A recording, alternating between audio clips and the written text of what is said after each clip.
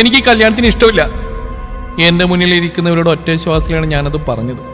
കസേരകൾ വലിച്ചിട്ട് കുറച്ചുപേർ എന്നെ ഒരു ഞെട്ടിലോടെ നോക്കുന്നുണ്ട്. കൂട്ടത്തിൽ മോതിരമായി നിന്നവൻ എന്നെ ഇതെന്ത് സാധനത്തിൽ തുറിച്ചു നോക്കി. ചുരുക്കി പറഞ്ഞ അവിടെയുള്ളവരുടെ നോട്ടം VIP ആയ എന്നിലാണ്. എന്നാൽ എന്റെ കണ്ണുകളാവട്ടെ ഒരാളിൽ മാത്രമായിരുന്നു. എടി കുരുത്ത കേട്ടവളെ, എന്താ നീ പറഞ്ഞേ? അച്ഛന്റെ അലറൽ കാരണം എനിക്ക് ആ മുഖത്തുനിന്ന് കണ്ണെടുക്കേണ്ടി വന്നു. മോളെ എന്താ ഈ പറയുന്നേ? അപ്പൊ മോളുടെ ഇഷ്ടത്തോടെയല്ലേ ഈ കല്യാണം തീരുമാനിച്ച്? അല്ല, എനിക്ക് കല്യാണം ഇഷ്ടമില്ല. ഞാൻ എന്റെ വാക്കിൽ തന്നെ ഉറച്ചു നിന്നു. എന്നാ പിന്നെ ഇത് ആദ്യം തന്നെയാണ് പറഞ്ഞുകൂടായിരുന്നോ? ഇതിപ്പോ ആളെ മെനക്കെടുത്താൻ വെറുതെ വിളിച്ചു വരുത്തി അപമാനിക്കണമായിരുന്നോ? ആ ഡയലോഗ് ഇപ്പോൾ ഇവിടെ അപ്ലൈ ചെയ്ത് ചെക്കൻ എന്ന് പറയുന്നവന്റെ അമ്മാവനാണെന്ന് തോന്നുന്നു. അയാൾ എന്നെ നോക്കി കണ്ണുരുട്ടുന്നുണ്ട്. 2 കൈകൾ വന്ന് എന്റെ തോളിൽ ബലമായി അമരുന്നുണ്ട്. എന്താടി പറഞ്ഞ്? ബോധല്ലേ നിനക്ക്? മിണ്ടാതെ കൈ നീട്ടി. അച്ഛൻ ബലമായി എന്റെ കൈ ആ പയ്യൻ എന്ന് പറയുന്ന കുരങ്ങന്റെ മുന്നിലേക്ക് നീട്ടിക്കൊടുത്തു. അതുപോലെ തന്നെ ഞാൻ തിരിച്ചും വലിച്ചു. എനിക്ക് ഇഷ്ടമില്ലെന്ന് ഞാൻ എത്ര പ്രാവശ്യം പറഞ്ഞു. അച്ഛൻ എന്താ മനസ്സിലാവില്ലെന്നുണ്ടോ? ഇയാളോട് വിളിച്ചു പറഞ്ഞ ഞാൻ എനിക്ക് ഇഷ്ടമില്ലാന്ന്. ആണോടാ? അതും ആ അമ്മാവൻ തന്നെയാണ് ചോദിച്ചത്. എന്നിട്ടാണോടാ ഞങ്ങളെയൊക്കെ ഒരുക്കി കെട്ടി നീ ഇങ്ങോട്ട് കൊണ്ടുവന്ന്? അതെ, പെൺകുട്ടികളെ മര്യാദക്ക് വളർത്തണം. അതെങ്ങനെ? അഹങ്കാരത്തിന് കൈയും കാലും വെച്ച സാധനല്ലേ? അതല്ലെങ്കിൽ ഇങ്ങനെ ഇരിക്കൂ. ആ ഡയലോഗ് വന്ന് എന്റെ കുറ്റം മാത്രം കണ്ടുപിടിച്ച് പറയാൻ വാവിളിക്കുന്ന അയൽവാസി ഒരു ദരിദ്രവാസി തള്ളയുടെ അടുത്തുനിന്നുമാണ്. നിങ്ങളെല്ലാവരും എന്തിനാ ആ കുട്ടിയെ ഇങ്ങനെ കുറ്റം പറയുന്നത്? പിന്നെ ഇത് കല്യാണമൊന്നല്ലല്ലോ, മനസ്സമ്മതമല്ലേ? ദേ ജോസേ, ഇത് നിങ്ങളുടെ മനസ്സമ്മതമല്ല, കല്യാണം നിശ്ചയ. എന്റെ മോളുടെ കാര്യം നോക്കാൻ ഞാനുണ്ട് ഇവിടെ. അച്ഛനായിരുന്നു പറഞ്ഞ്. മൂപ്പർക്ക് എന്നെ ഭിത്തിയിൽ കയറ്റാനുള്ള കലിയുണ്ട്. അതെങ്ങനെ ശരിയാവും ദാസേട്ടാ? പെൺകുട്ടിയുടെ ഇഷ്ടമില്ലാണ്ട് കല്യാണം എങ്ങനെ ഉറപ്പിക്കും? ആ പറഞ്ഞ ആരാണെന്ന് ഞാൻ നോക്കിയില്ല. കാരണം എന്റെ കണ്ണുകൾ ഇതൊന്നും എന്നെ ബാധിക്കുന്നില്ലെന്ന മട്ടിൽ ആ കൈകെട്ടി നിൽക്കുന്നവരിലായിരുന്നു. നിങ്ങൾ ഇരുന്ന് ഉറപ്പിക്കുക കെട്ടിക്കുക എന്ത് വേണേലും ആയിക്കോ, പക്ഷേ അതെ ഇനി ഈ പെണ്ണിനെ എന്റെ മോന് വേണ്ട. അത് പറഞ്ഞ അച്ഛൻ എന്ന് പറയുന്ന ആൾ ആ ചെക്കന്റെ കൈ പിടിച്ച് നടന്നു. ഒപ്പം കൂടെ പോകുന്ന പരിവാരങ്ങളും വിത്ത് അമ്മാവനും. ഇത് പറഞ്ഞ ഞാനായിരുന്നു കേട്ടോ ആത്മ. പോവാൻ പറ. ആരെയാ മോൾക്ക്? ആരോടാ മോൾക്ക് ഇഷ്ടം? ജോസേട്ടൻ തന്നെയായിരുന്നു ചോദിച്ചത്. ഏറിപ്പോടിയാത്ത് അച്ഛൻ അലറി. അത് ഞാൻ കേട്ടില്ല. ചൂണ്ടുവിരൽ മെല്ലെ പൊങ്ങി നേരെ ഏറ്റവും പുറകിലോട്ട്. സുഹൃത്തുക്കളെ, എല്ലാവരും അങ്ങോട്ട് നോക്കൂ. അങ്ങോട്ട് നോക്കാൻ മടിയുള്ളവർ ഇങ്ങോട്ട് നോക്കിയാലും മതി. ലാലേട്ടൻ സ്റ്റൈലിൽ മുണ്ടും മടക്കി കുത്തി കട്ടിമീശയുടെ തുമ്പൊരൽപ്പം മുകളിലേക്ക് പിരിച്ച് വിത്ത് നല്ല കട്ട താടിയായിട്ട് കൈയും കെട്ടി ഏറും പിടിച്ച് നിൽക്കുന്നതോ ആ മുതലാ നമ്മുടെ നായകൻ. ഞാൻ ചെറിയ നാടത്തിൽ പറഞ്ഞു. എൻ്റെ മാത്രം ആനന്ദേട്ടൻ. എൻ്റെ വിരൽത്തുമ്പിൻ്റെ ഒപ്പം നീങ്ങിയ ഓരോ കണ്ണുകളും. ആ പേര് പറഞ്ഞ മാത്രമേ എനിക്ക് ഓർമ്മയുള്ളൂ. പിന്നെ ഞാൻ കണ്ടത് കുറെ കാലുകളാണ്. കാരണം ഞാൻ നിലത്തിടക്കുകയാണ്. ഉമിനീരിനൊക്കെ ചോരയുടെ ടേസ്റ്റ്. കവിളാണെങ്കിൽ പുകയുന്നുണ്ട്. അടി കിട്ടിയെന്ന് മനസ്സിലാക്കാൻ കുറച്ച് സമയം എടുക്കേണ്ടി വന്നു. മുഖമുയർത്തി നോക്കിയാൽ ഞാൻ കണ്ടു കസേരകളെല്ലാം തട്ടിത്തെറിപ്പിച്ച് മുണ്ടും മടക്കി കുത്തി ചവിട്ടിത്തുള്ളി പോകുന്നവനെ, എൻ്റെ ആനന്ദേട്ടനെ. കുറെ രസങ്ങൾ ആ മുഖത്ത് കാണാൻ ആഗ്രഹിച്ച് ഞാൻ കണ്ടതോ എല്ലാം ഒറ്റ നിമിഷം കൊണ്ട്. എന്തൊക്കെയായിരുന്നു? മലപ്പുറം കത്തി, അമ്പും വില്ലും, എല്ലാം ഒരു നിമിഷം കൊണ്ട്. സാരല്ല, ശരിയാക്കാം, സമയമുണ്ടല്ലോ. ചോദിക്കേണ്ടായിരുന്നു എന്ന പോലെയാണ് ജോസേട്ടനെ നിൽപ്പ്. ആനന്ദാ നിക്കടാ, ഞാനും വരുന്നടാ, എന്നെ കൂടി കൊണ്ടുപോടാ. അതും പറഞ്ഞെന്ന ജോസേട്ടൻ നിന്നെടുത്ത് മൂപ്പരെ പൊടി പോലും കണ്ടില്ല. പിന്നെ അപ്പോഴാണ് വേറൊരാളുടെ കാര്യം ഓർത്ത് മെല്ലെ ഇടം കണ്ടിട്ട് ചെരിഞ്ഞു നോക്കി. കാഞ്ചീപുരം സാരി കൊടുത്ത് അവിടെ ഒരു മൂലയിൽ കണ്ണും തുറിച്ച് എന്നെ നോക്കി നിൽക്കുന്ന ഒരു ഭദ്രകാളി. ചവിട്ടിത്തുള്ളി അവളും പോയി അകത്തേക്ക്. ആ പോയ മുതൽ ആരാണെന്ന് അറിയണ്ടേ? പറഞ്ഞുതരാം. അതാണ് എൻ്റെ ഒരേ ഒരു ചേച്ചി ഹിമ. കുറച്ചു നേരം മുമ്പ് മുണ്ടുമടക്കി കുത്തി ഇവിടുന്ന് പോയ ആ മുതലിൻ്റെ പൂർവ്വ കാമുകിപ്പെട്ട അണിഞ്ഞവൾ. അപ്പം ഞാൻ ആരാണെന്നായിരിക്കും ചിന്തിക്കുന്നത്. ഞാനാണ് ഈ കഥയിലെ നായിക ഹൃദ്യ. പാവൻ്റെ ചേച്ചി എന്ന് പറയുന്ന ആ സാധനം തേച്ചിട്ട് പോയ പിറ്റേ ദിവസം കയറി പ്രേമിച്ചതാ അങ്ങേരെ ഞാൻ. ഈ ഹൃദയത്തിൽ ആഴത്തിൽ എൻ്റെ 15-ാം വയസ്സിൽ, അതായത് 10ാം ക്ലാസ്സിൽ പഠിക്കുമ്പോൾ. പക്ഷെ അങ്ങേർക്ക് അതറിയില്ല. നല്ല സെറ്റ് സാരിയൊക്കെ എടുത്ത് റൊമാൻറ്റിക് ആയിട്ട് പോയി പറയാനിരുന്ന അതിപ്പോൾ ഇങ്ങനെയായി. പിന്നെ കേട്ടത് അച്ഛൻ്റെ ഒരു അലർച്ചയായിരുന്നു. നീ ഒറ്റൊരുത്തിയാ ഇവളിങ്ങനെ കൊഞ്ചിച്ച് വഷളാക്കി വെച്ച്. അവളുടെ ഒരു പ്രേമം, അതും പ്രേമിക്കാൻ അവനില്ലാതെ വേറെ ആരും കിട്ടിയില്ല അവൾക്ക്. ചേച്ചി പ്രേമിച്ച് തേച്ചിട്ട് പോയവനെ. നിന്നെക്കാൾ 20 വയസ്സിന് മൂത്ത, എന്നിട്ട് അവനെ കിട്ടിയിലോട്ട് നിനക്ക് പറയടി. അച്ഛൻ അടിക്കാനായി കയ്യോങ്ങിയതു. വീട് മനുഷ്യ, തല്ലി കൊല്ലാതെ അതിനെ. ആനന്ദിന് എന്താണ് ഒരു കുഴപ്പം? കുറച്ച് പ്രായ കൂടുതൽ ഉണ്ടെന്നേ ഉള്ളൂ. കുറച്ചോ? അപ്പൊ പിന്നെ ബാക്കി ആർക്കുള്ള? നിന്റെ തന്തക്കോ? എന്നെ കൊണ്ട് വെറുതെ. നിങ്ങളുടെ ആ പുന്നാരമോൾ തേച്ചിട്ട് പോയതല്ലേ, അപ്പൊ പിന്നെ അതിന് പരിഹാരമാവും. അത് മാത്രമല്ല മനുഷ്യ, ഇവിടെ കല്യാണ സദ്യയുടെ പൈസയും ലാഭിക്കാം. അമ്മയൊന്ന് കളിപ്പിച്ച് നോക്കി അച്ഛൻ. അതോടെ അമ്മയുടെ വാടഞ്ഞു. ഞാനൊന്ന് അമ്മയെ കൂർപ്പിച്ച് നോക്കി. അമ്മയുടെ ഒരു കാഞ്ഞ ബുദ്ധിയായി. അമ്മ അങ്ങനെ പറയാനൊരു കാരണമുണ്ട്. കല്യാണത്തിന് ഫുഡ് ഓർഡർ കൊടുക്കുന്നത് ആനന്ദേട്ടന്റെ മേലെടുത്ത് കാറ്ററിങ്ങിനാണ്. ഇത് നടക്കില്ല അമ്മ. ഇതാണ് മോളുടെ മനസ്സിലിരിപ്പെങ്കിലേ ആ വെള്ളം വാങ്ങി വെച്ചേക്ക്.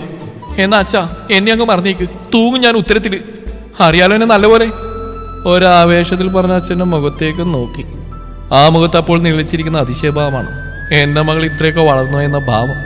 അവൾ പോയി ചാവട്ടച്ചാ, എന്നാൽ ആനന്ദിൻ്റെ അവൾ കിട്ടാൻ ഞാൻ സമ്മതിക്കില്ല.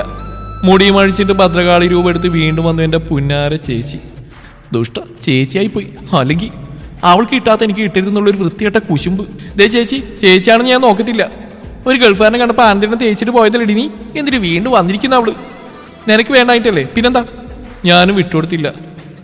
ആഹാ, എനിക്ക് വേണ്ടാത്തൊക്കെ നീ എടുക്കോടി. കാളി നിന്ന് അലറി. എടുക്കും, എനിക്ക് അതാ ശീലം, അമ്മ പഠിപ്പിച്ചാ, അത് നിനക്കും അറിയാലോ. ഞാൻ അവളെ കണ്ണുരുട്ടി പേടിപ്പിച്ചു. അത് സത്യമായതുകൊണ്ട് പിന്നെ അവളൊന്നും മിണ്ടിയില്ല. എന്നോട് അവൾ അതും പറഞ്ഞ് തിരിഞ്ഞതും അമ്മ എന്നെ തുറിച്ച് നോക്കുന്നുണ്ട്. എന്നേക്കാൾ 8 വയസ്സ് മൂത്തതാണ് ചേച്ചി എന്ന് പറയുന്ന ഈ സാധനം. അവൾ ഉപയോഗിച്ച് കേടുവരുത്തിയ സാധനങ്ങൾ മുതൽ എന്തിനേറെ പറയുന്നു, നഴ്സറിയിൽ പഠിക്കുമ്പോൾ ഉപയോഗിച്ചിരുന്ന സ്ലേറ്റ് മുതൽ ഇങ്ങോട്ട് അവളുടെ ഡ്രസ്സ് വരെ എൻ്റെ അളവിലാക്കി അമ്മ എനിക്ക് തരും. എന്നിട്ടൊരു ഡയലോഗും. എൻ്റെ മോൾക്കായിട്ട് അമ്മയെല്ലാം സൂക്ഷിച്ച് വെച്ചതാണ് പോലും. ഞാൻ പലപ്പോഴും ചിന്തിക്കാറുണ്ട്, ഞാനൊരു ആൺകുട്ടിയായിരുന്നെങ്കിലോ അപ്പോൾ ഇവർ എന്ത് ചെയ്യും. ഒരിക്കൽ ഞാൻ അമ്മയോട് ചോദിച്ചു. അതിനൊരു പൊട്ടിച്ചിരിയായിരുന്നു അമ്മയുടെ മറുപടി. എടാ ആനന്ദ, നീ ഇങ്ങനെ മെരുകിനെ പോലെ നടക്കാണ്ട് ഇങ്ങോട്ട് വന്നിരിക്കടാ, നിന്റെ ജോസേട്ടനാടാ പറയുന്നത്. എന്നാലും എൻ്റെ കർത്താവേ, എനിക്ക് ആലോചിക്കാൻ മേല ആ കൊച്ചിൻ്റെ മനസ്സിൽ ഇവനായിരുന്നു എന്നുള്ളത്. അതും പറഞ്ഞ് ജോസേട്ടൻ ചിരിക്കാൻ തുടങ്ങി. അത് കണ്ടത് അവൻ രൂക്ഷമായ അയാളെ നോക്കി. എന്നാലും എൻ്റെ കർത്താവേ, എന്നാലും അടിച്ചല്ലോ മോനെ ബൂട്ടാം ബമ്പർ. ചേച്ചി പോയപ്പോ അനിയത്തി, അതും കിളുന്നു കൊച്ച്. ഇത് നിന്നെ കൊണ്ട് എങ്ങനെ സാധിക്കുന്നടാവേ? നീ ഒരു ജഗ ജില്ലാടി തന്നെ അടി. ജോസേട്ടൻ വീണ്ടും കത്തി കയറുവാണ്. ദേ, എന്റെ കൈകൾക്കിൽ നിന്ന് കുറച്ചെങ്ങാനും മാറിക്കും നന്നാവും. അല്ലെങ്കിൽ പ്രായത്തിന് മൂത്താണെന്ന് നോക്കത്തില്ല, ഞാൻ ഒറ്റ ചവിട്ടം കയറും. പിന്നെ ആ തിളങ്ങുന്ന സാമ്പാറിൽ പോയി കിടക്കും, വെണ്ട കഷ്ണവും കെട്ടിപ്പിടിച്ച്. കറുപ്പും വെളുപ്പും ഇടകലർന്ന നല്ല കട്ടത്താടി കൈകൊണ്ട് മാടി ഒതുക്കി.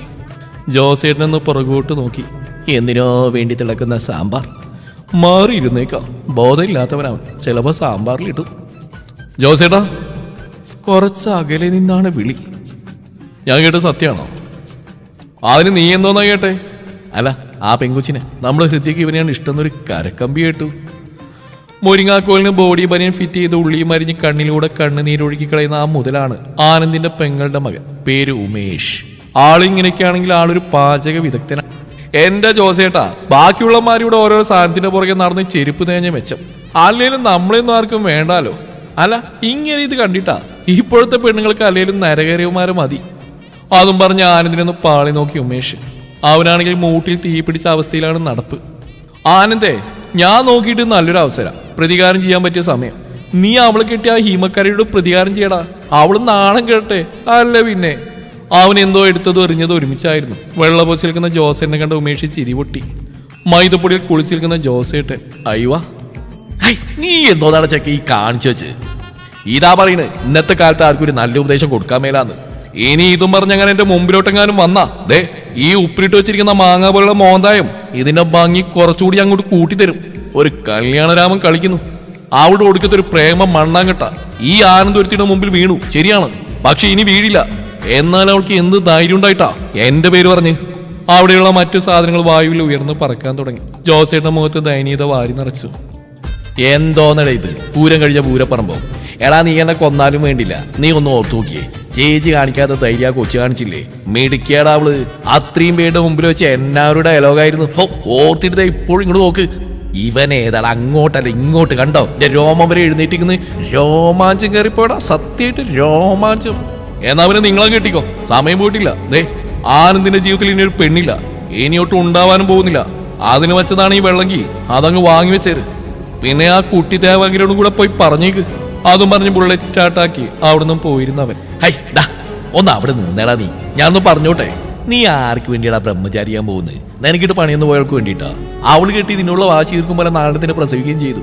കർത്താവായിട്ട് ആ പെണ്ണിന് ഇതിനോട് പ്രേമം തോന്നിപ്പിച്ച് നീ ഒന്ന് കണ്ണാടിയിൽ നോക്കിയേ അല്ലേ? ജോസേട്ടാ, നിങ്ങൾ നിങ്ങളുടെ കാര്യം നോക്ക്. ആനന്ദൊരു ഒറ്റയാനാ, ഇനിയോ അത് അങ്ങനെ മതി. അത് പറഞ്ഞവൻ വീണ്ടും ബുള്ളറ്റ് സ്റ്റാർട്ട് ചെയ്തു. ഹൈ ഡാ കന്നാലി, വയസ്സാകാലത്ത് ഒരിട്ട് വെള്ളം എടുത്തരാ ആരെങ്കിലും വേണ്ടടാ. നോയിക്കോ, ഇങ്ങനെ പോയി നീ വെള്ളം കിട്ടാ ചാവിടാ നാറി. ആയിക്കോട്ടെ. പിന്നെ ഒരു ചായ കുടിക്കാൻ ചായകൾ തന്നെ വാങ്ങേണ്ട ആവശ്യം ഈ ആനന്ദിന് വരില്ല. ജോസേട്ടൻ മാറി, ഞാൻ പോട്ടെ.